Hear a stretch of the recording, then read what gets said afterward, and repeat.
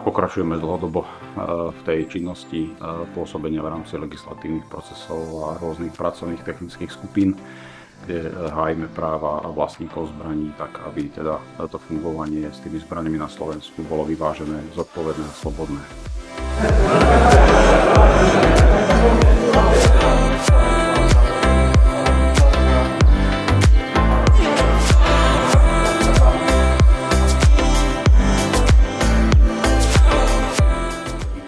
Očakávame legislatívne zmeny, ktoré sú signalizované.